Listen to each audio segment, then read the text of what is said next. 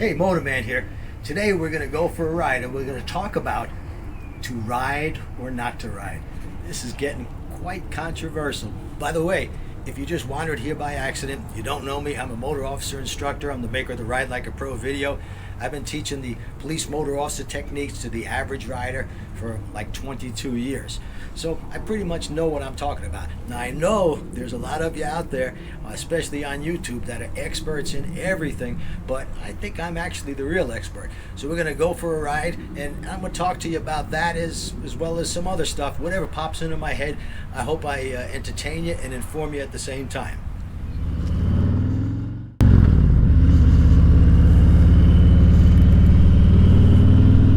All right, we're going to talk about, as I said, to ride or not to ride.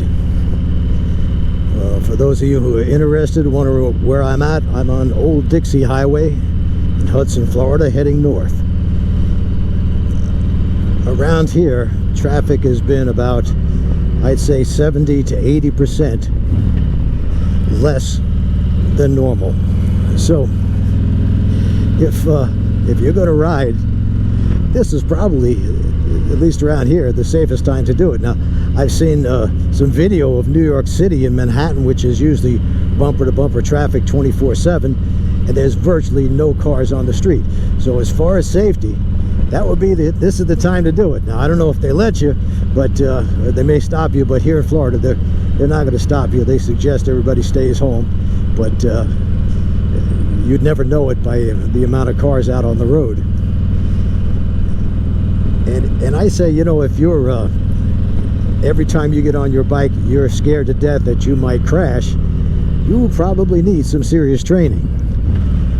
And the virus is probably the least of your worries.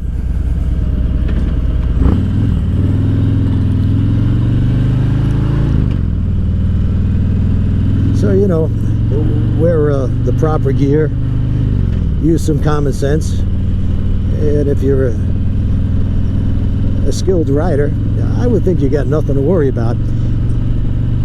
I haven't heard of a single case where someone got the virus by riding a motorcycle or gave the virus to somebody else while they were riding a motorcycle. I would think that that's impossible. Now, I may get corrected by some YouTube commando commentators, because if you want to talk to an expert, all you got to do is go to YouTube. They are experts in profusion on YouTube about every subject. I don't get that. You know, I guess people just like to have something to say, or they want to make people think that they're very smart. And I know just the fact that I'm riding right now is going to piss some people off. I don't get that. What I do has, you know, doesn't affect you in any way.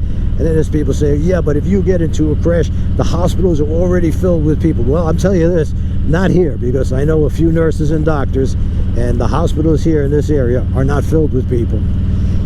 In addition, when there's 70 to 80% less traffic on the road, most times you get into motorcycle crashes because somebody violates your right of way. Well, there's nobody out here, obviously, to violate your right of way. And if your problem is that you have a lot of crashes by running off a curve, well, that's going to happen anytime. And if that is your problem, running wide or almost going off the road or actually going off the road, you need some serious training. Don't worry about the virus. Worry about living to the next time you ride if you can't stay on the road. What helps you in that situation, coming around a curve, is looking where you want to go, looking towards the end of the curve. Now, this particular road is pretty straight, and in fact, on a deserted road like this is a good time to actually practice high-speed braking. I know many of you never practice braking because it's kind of a boring thing, but boy, is it important. If you've never tried to stop your bike quickly from highway speeds, well, this is a great time to do it. I'm checking my mirrors, nobody behind me. I'm going to brake hard, downshifting as I go. Beautiful. I've got ABS. I don't even have to worry about locking up or skidding. However, you should be able to threshold brake, because if you threshold brake, that's just before lockup, just before the ABS actually starts getting used, you can stop a little quicker than ABS on its own. of course, in emergency situations, just clamp down on those brakes, because you're not going to be thinking about threshold braking. And while I'm talking to you, I have to address, a lot of people send me emails and they ask me questions, and about 5% of the time the email that they send me is incorrect. That means I cannot email you back. If you don't give me your correct email address, it bounces back. I get a big long notice saying something Damien, I'm not sure what that is, but it says incorrect address. I'm going to give you the name of a person out there, because I tried to find him. We did some detective work, which takes a lot of time, to try to find the guy so I could answer his question. By the way, if you're out there, his last name was York. Gary York was his name, and he's from Maine. And he had a question about making full lock turns. I'd love to answer you, Gary, but you gave me the incorrect email. Send me the right email or comment below this video, and I'll be happy to answer your question. So if you send me an email and you don't hear back from me, it's not because I'm ignoring you. It's because you probably sent the wrong email. And sometimes Donna's a pretty good detective on emails. She usually is able to figure out where they screwed up with the letter or the number, whatever it might be. But it takes a lot of time to do that stuff. So, you know, if you just send the correct email as you're typing, make sure you're typing the correct email and send it to me.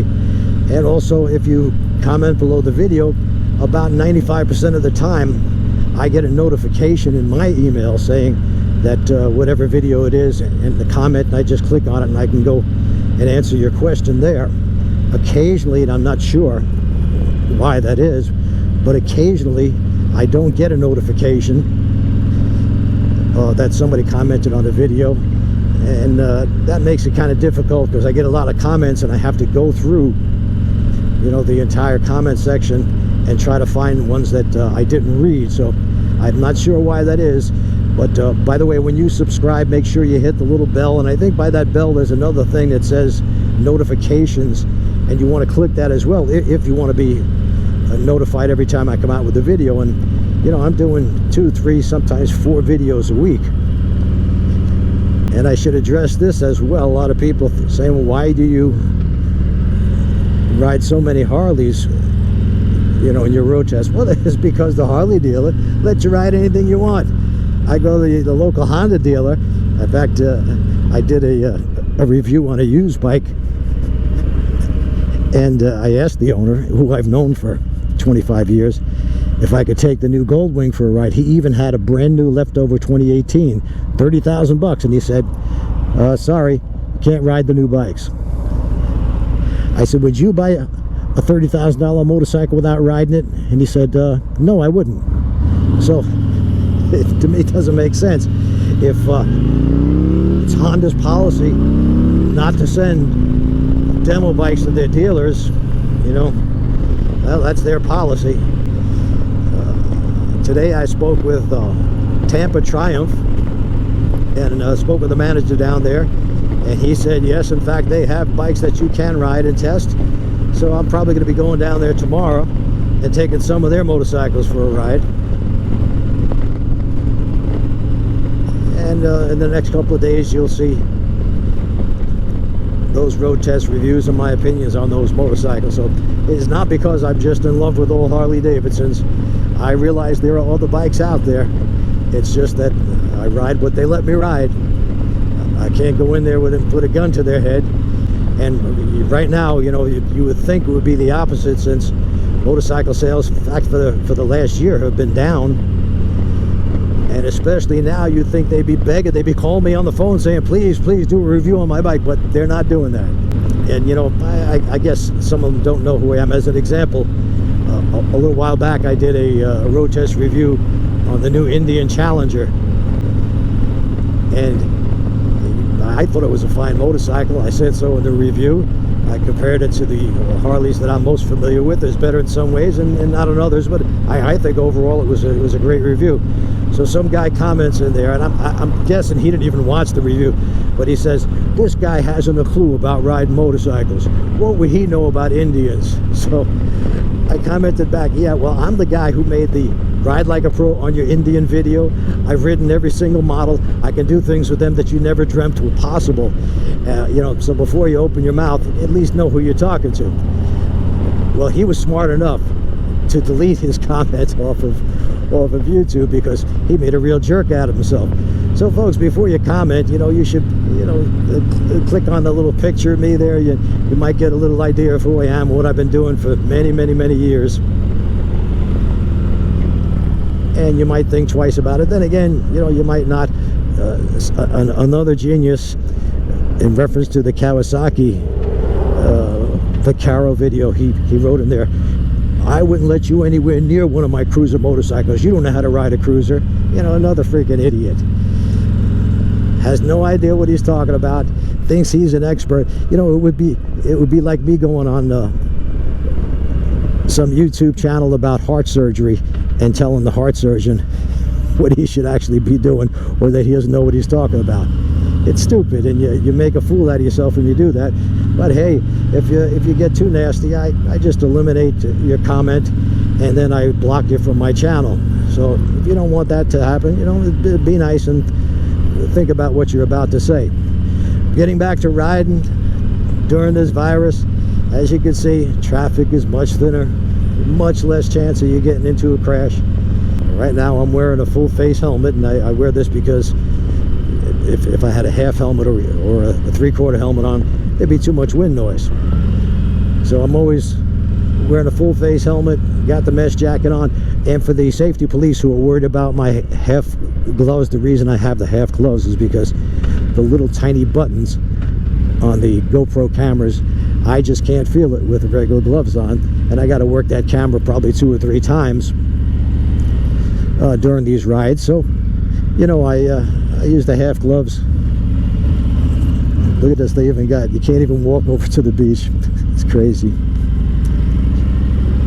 So anyway, till next time, if you want to know what I'm doing, I'm riding every chance I get. You don't agree with that? I don't have a problem with that. Everybody's got an opinion. Take care. I'm funny? Something amuses you? What's so funny? Hey, take that stupid thing off your head. I got this stupid thing on my head because of what you did. There, does that look better? Yes, it does. My head's getting a little tanned. Yes, it is. I told you it would grow back and get tan all at the same time. But I'm not going to shave until it grows back. All right, hon. It's a free country. All right, start over.